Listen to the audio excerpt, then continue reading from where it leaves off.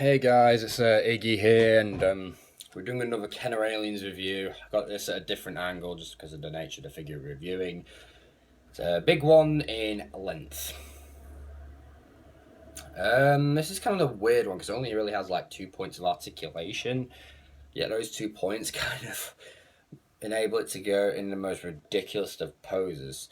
It is the Snake Alien. An interesting one, a very interesting one, I will admit.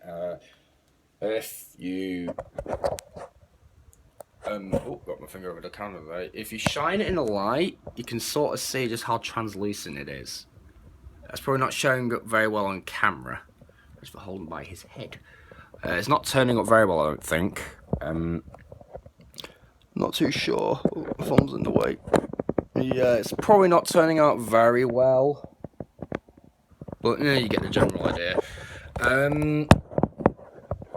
This is not a bad figure, actually. He did need a bit of tweaking. As you can see, he's claws on his face. Just give me a sec to pop the case off. There we go, because it's flooding the camera a bit. There we go, that's a bit clearer. Let me draw the curtain a bit here. Here it is. As you can see, there's some glue in there because he's kept on turning. Now, this whole piece does rotate, but they were also turning on the points where they were connected to that rotating piece, and it was just annoying. So I turned them into the angle I want them, which is obviously this, and then I glued them in place, and I've had no problems since. Right, as you can see, his colours are dark, translucent green, which also corresponds with the head. You can probably see a bit of light getting in his head there. Silver paint for the teeth, and dark, and kind of like a brown dry brushing effect. As you can see, he's got his little his eye thing up there. You know the eye thing that they have. Yeah. Now he has sort of two gimmicks. One of them is an articulation piece, actually, and that is his tail. Now, this is a blessing and a curse. I believe it was one of the first uses of this type, but it's also a problem because the material they used to surround it was completely botched. See? No, you can't see it. Yep, see that? This tail is a bendy wire. It's a good idea, actually, for something like this, as it's curled up in the packaging. I believe it is. Like this. It's like a giant egg. And the blister itself looks like an egg anyway. Another thing as well, actually, a fun fact. Plague Inc., the game on the app for iPod, tablets, computers and all that, has recently got an update. At least the app has, the mobile version, and there is a custom scenario, and one of them is Xenomorph Infestation, and this guy's in it.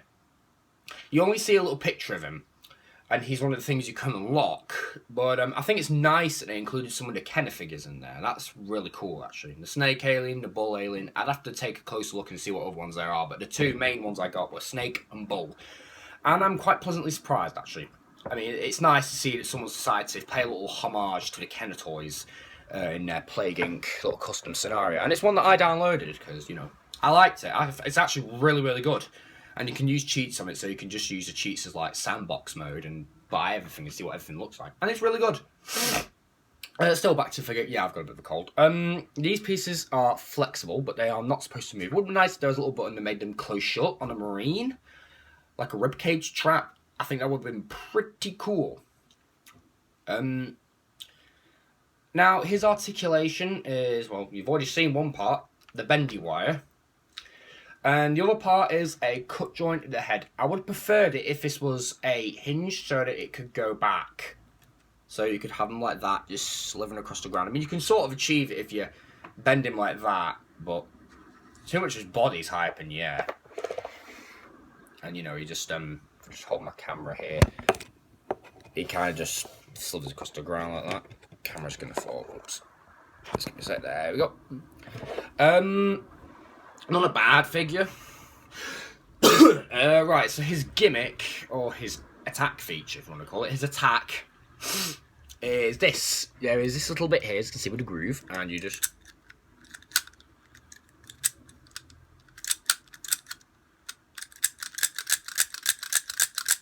his lower jaw completely comes out, and his top jaws close shut. So if I did that on my finger, it would just basically, well, it'd latch onto my finger. His fangs are nicely painted, which is good, really. Also, his tongue, if you look, his little tongue piece there also extends outwards, so that's pretty cool. A lot of nice engineering went to this feature. It's not bad. Not the best feature in the world. It's not the most effective feature in a Kenner toy, but for what it's worth, it's not bad. It is a decent little feature, actually. And it's quite well disguised. Like, this is the button. It's disguised as one of these ridges. The only thing giving it away is the groove on the top of the head. It reminds me of another Kenner figure. Just give me a sec to go grab it. Well, a weapon of a Kenner figure, actually. Which was of Corporal Dwayne Hicks. Now, we all know him. Now, he came up with this bud rocker. And as you can see, this is the sight. So you press this down and it fires a missile. So it's pretty cool how they disguise the buttons. Instead of just having buttons sticking out, they'd use it as a sight. And with this, it's more or less the same. You got it disguised as part of the alien's anatomy. Whereas with this, it's part of the weapon design. So that's pretty cool how they managed to disguise the gimmicks like that. I think that's really neat. And it's the same with Drake and his smart gun feature. It's built into his waist, so you just you know, turn his waist when he's holding a smart gun. He'll spread it left and right, and it'll make a clicking sound. Like, just watch my review of him. Sorry, Tourette syndrome is killing me today. Right, so yeah, not the most articulated figure out there, but one of the more posable ones. Now, getting him to stand. Oh boy, that is the biggest chore of all. That's the one thing that lets this figure down. Getting him to stand. It's just a pain in the arse. I'm going to say that right now. It's a pain in the ass. Just give me a sec to, I'll see if I can flip my camera somewhere. Yes, I like AC/DC. There we go, right. I'm going to use my, Aliens Colonial Marines collector's statue to balance this. There we go. Most people usually bend it like this, and then kind of twist it a bit, and then bend it all the way around. Now, all this sort of works. You want this very, very far back. You probably can't see it, and as you can see,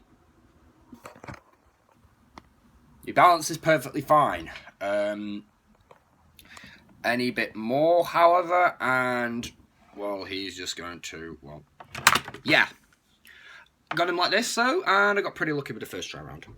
Get a close look at his head.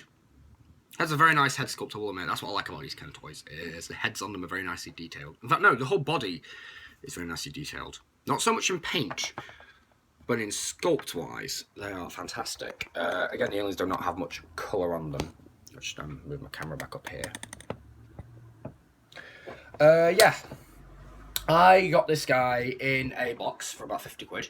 Not mint for 50 quid on his own. He came with a bunch of others. He came with Drake, Ripley, the Power Loader, the XC-37, a Bull Alien, the Rhino, a Queen, the Killer Crab, the Giant Queen Facehugger, the Gorilla, the Wild Boar, and the Flying Queen Alien. And also the Mantis and the Scorpion as well. The ones I had before that was Bishop, got him mint. I also had Hicks, who I got mint with a Queen for 99p. Or 99, or $1 or $2 in America, depending on where you come from. I live in the UK, so we have pounds and pence and all that instead of dollars and cents. And I also got another Bull mint on card. Of course, I opened them because I wanted to take them out and mess about with them and put them on the shelf. And then my collection got rapidly boosted. And then I got Hudson. I reviewed him a while back. But Hudson was a hard one to track down. Got him for about 30 quid, actually. But Vasquez, dear God. Oh boy! Don't get me wrong. I don't hate the Vasquez figure, except for one problem on it. It's hard as hell to track down. Yep, it's almost impossible to get. She's the rarest of all the Kenneth Aliens figures. O'Malley being the most common out of the European ones. There's 3 Europeans. Hudson being one of them, Vasquez being the other, and O'Malley being, well, the third. In order from most common to rare, it was O'Malley, Hudson, and Vasquez. yeah. Still, Snake Alien, nearly called it Scorpion. Do I recommend this? Yeah, I'm gonna. I mean, this is a pretty good posture, as you can see. Pretty nice. It stands like this on your hand, like a pet snake. Only it's fucking weird looking. Yeah, I do recommend this. It is it's a solid figure. You just gotta be careful though about the bendy wire, because you can see I got a crack right there, as you can see, which just bend it enables you to see the wire. It's not the end of the world. It actually frees up the movement. It's just this type of rubber here is not like it is, say, on a NECA toy. So to demonstrate, I'm going to take 2014 Gojira. Now, he also has bendy wire. You can see he's got holes. If I bend this all the way around, look at that. There's no cracks in it at all. So it means that over time, as the years have gone on, they've obviously improved the materials. Of course, NECA is not the same company that make the Alien figures. Well, they do make Alien figures, actually. Just not these ones. This is from Kenner, 1992. So, and Godzilla was made in... what year was it now? Let me take a look. He was made in 2014, funnily enough. So, 2014 to 1992, that's about 22 years ago. Yeah, it is, roughly. Let's see. 1992 plus 10 is 2002 plus 10 plus 10. Another 10 is 2002. Yeah, 22. So this is 22 years old. Older than me. I mean, I'm born in 1996. And I'm 20 this year, so, you know. But yeah, so for a 22-year-old figure, this is not bad. And it is in pretty good condition, despite those despite the cracks on him. The cracks don't really set me off that much because, well, they're on the back of him. I'm surprised they're not on the front. I mean, I mostly bend him like this, so I'd expect them to be down there, but they're not, and that's just weird. I mean, it doesn't bother me because I mostly just have him on the shelf like that, facing the front, and he's right at the back because he is one of the tallest, so he's right at the back, and you don't really see him very much. So, right, rating from 1 to 10. I'm going to give him an 8. Because I think what he has, he just executes it really well. And also his cage part kind of looks a bit like a facehugger here, which is, I just realised. Oh, that looks a bit, look at that looks a bit melted there. I don't know, it's not the end of the world. We've got very nice pinch tail. I'm spotting all these details. Whoop, pardon me. Right, so yeah, an 8 out of 10, because he has a decent feature. Even though it's not very much.